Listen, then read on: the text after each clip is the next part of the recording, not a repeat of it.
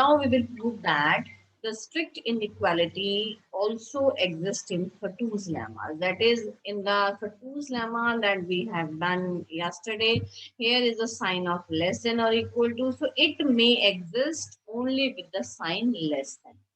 So what we will do, we'll consider sequence fn of function if we find on R, where fnx is equal to 1 when x is lying between the interval n to n plus 1 and 0 otherwise, right?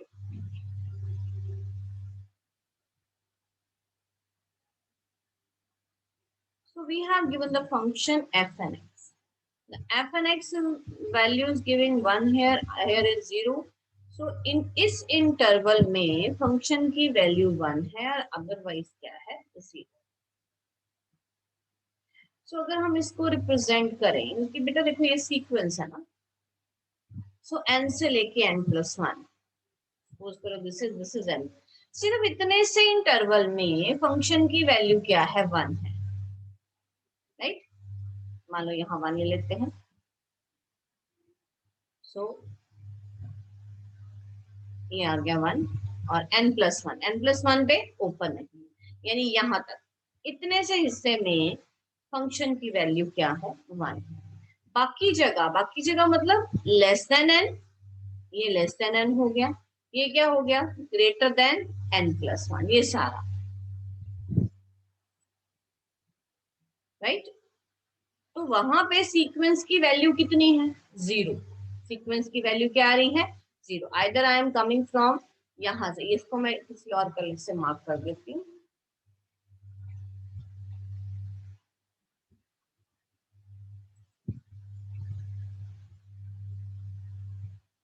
So that you can identify कि value जो है इसकी limiting value क्या होगी.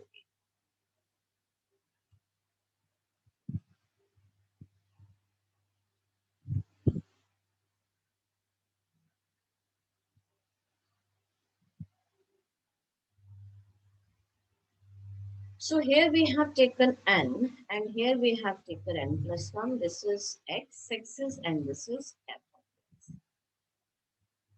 Now when we are talking about value of the function in the interval, it's 1.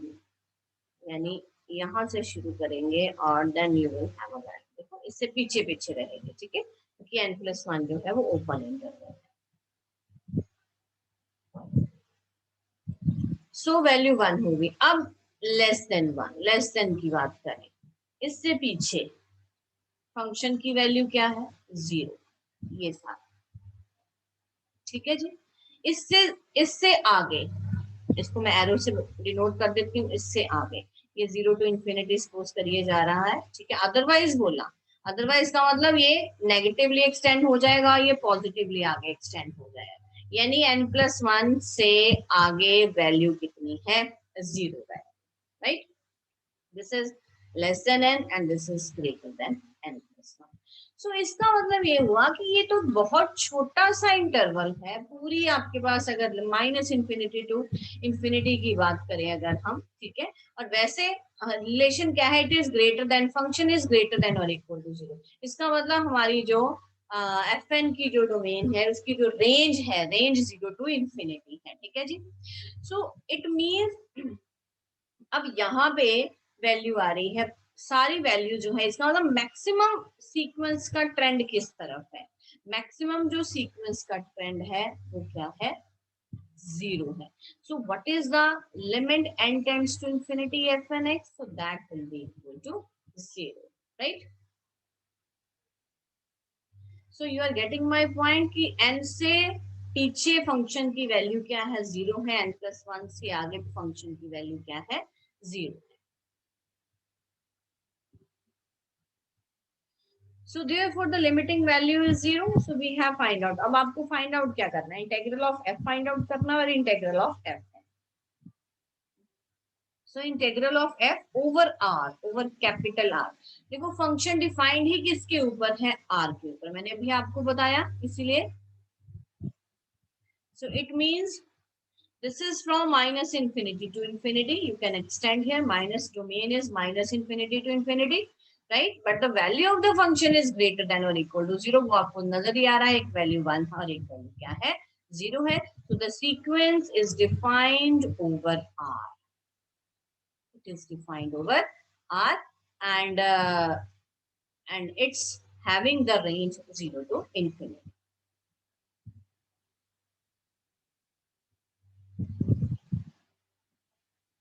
So now let us take the set 1. We have taken E1. E1 is the interval that we have given. अब देखो आपने R के ऊपर integrate करना है FN. ये क्यों लेना है ना, पहला पहला क्वेश्चन ये है, ये क्यों लेना है. सो हमने फंक्शन डिफाइन किया R पे, ठीक है. R में क्या क्या पार्ट्स आ गए, एक तो हमारे पास पार्ट आ गया n to n plus one, एक ये आ गया. R को दो पार्ट्स में डिवाइड कर दी, ये पूरी रियल लाइन है हमारे पास. एक तो ये पार्ट आ गया और दूसरा ये वाला हिस्सा और ये वाला हिस्सा आ गया.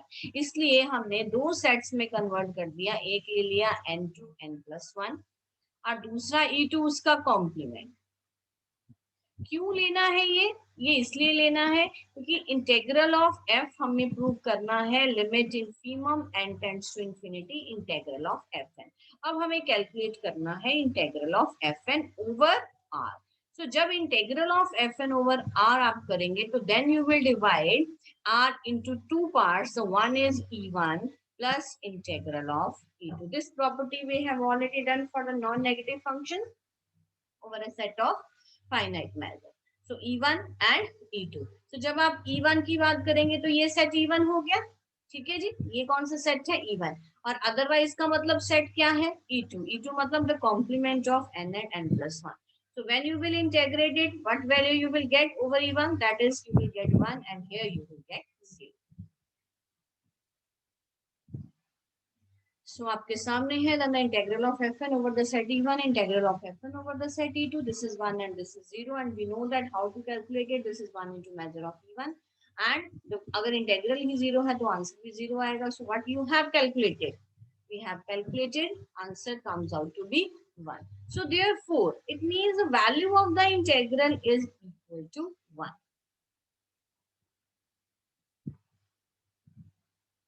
So integral of fn इसकी वैल्यू ओवर r कितनी आ गई, 1 आ गई, ठीक है. इंटेग्रल ऑफ fn का मतलब है कि fn, अब इसका मतलब when you will take the limiting value, limit आपने लिमिट निकाल के आंसर आपका कितना आया है.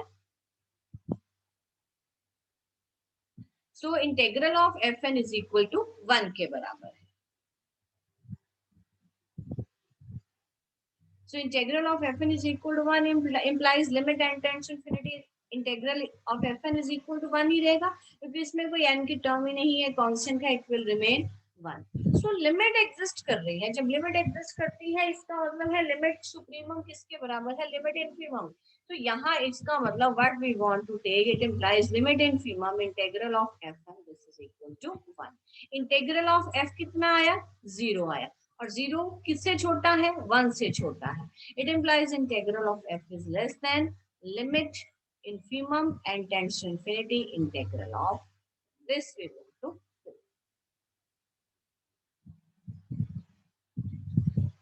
right over the set.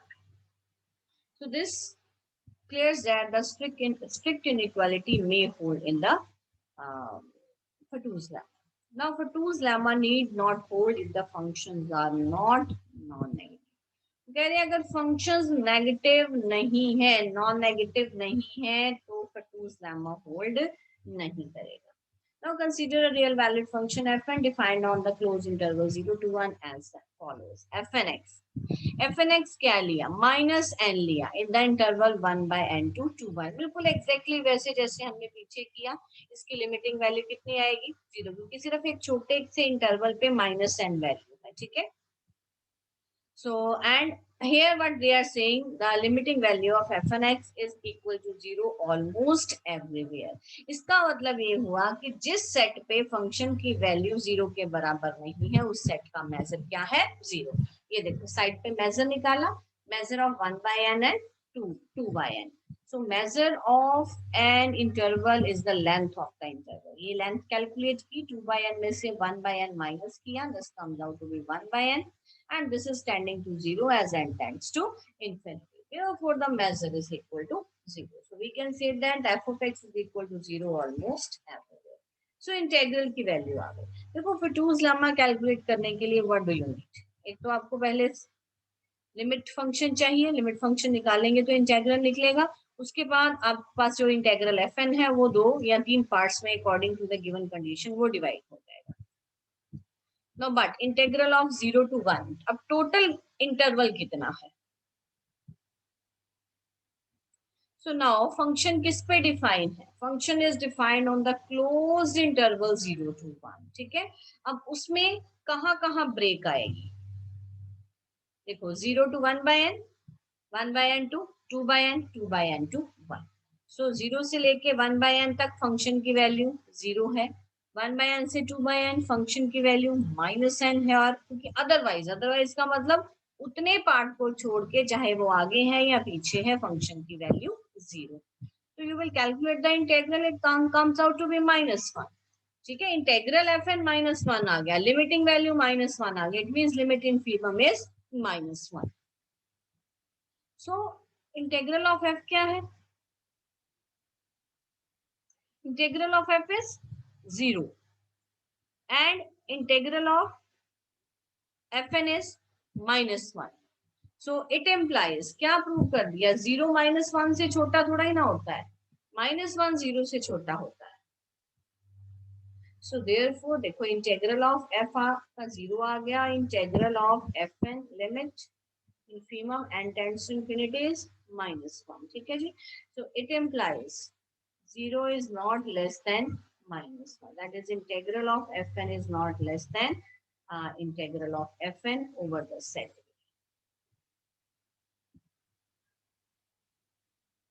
Over the set. So therefore, in this case, if fn is non-negative, fn is not non-negative, then the condition will not, Fatou's lemma will not satisfy. Right? So I hope the point is clear to all.